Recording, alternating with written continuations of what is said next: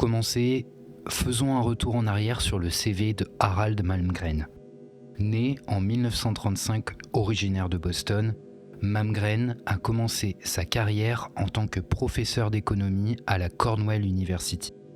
Il quitte l'université lorsque le secrétaire à la défense de l'époque, Robert McNamara, lui propose d'intégrer le gouvernement Kennedy en tant que conseiller, voyant en Malmgren un petit prodige. Ce dernier accepte et s'installe à Washington DC.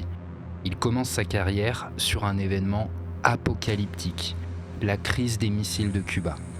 Briefé par Kennedy lui-même et McNamara, son rôle était clair, poser autant de questions que possible aux généraux pour désamorcer la situation. Il devait tout faire pour ralentir le processus.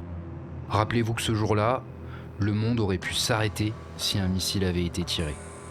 Il réussit sa mission, le monde est sauvé. Après la mort de Kennedy, il a continué de conseiller des présidents, notamment Nixon qui en avait fait son émissaire personnel. Ayant beaucoup voyagé pour en apprendre plus sur le monde, il a passé les dernières années de sa vie au lobbying pour des groupes privés et surtout en tant que professeur d'économie à l'université de Georgetown. Il est décédé le 13 février 2025 en Virginie. Avant sa mort, il a donné une interview historique sur la chaîne de Jesse Mitchells. Beaucoup de sujets ont été abordés, mais le sujet principal a été celui des ovnis ou des pans. Il a confirmé que Kennedy était au courant bien avant sa présidence du phénomène ovni. I think JFK fully knew all about UFOs long before he became president. What gives you conviction in that?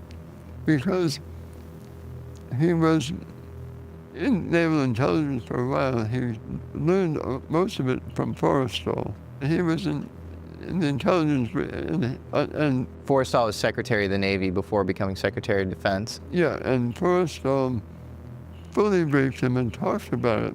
And he talked about it. And you'll have to do the history, but he was fully briefed by Forrestal.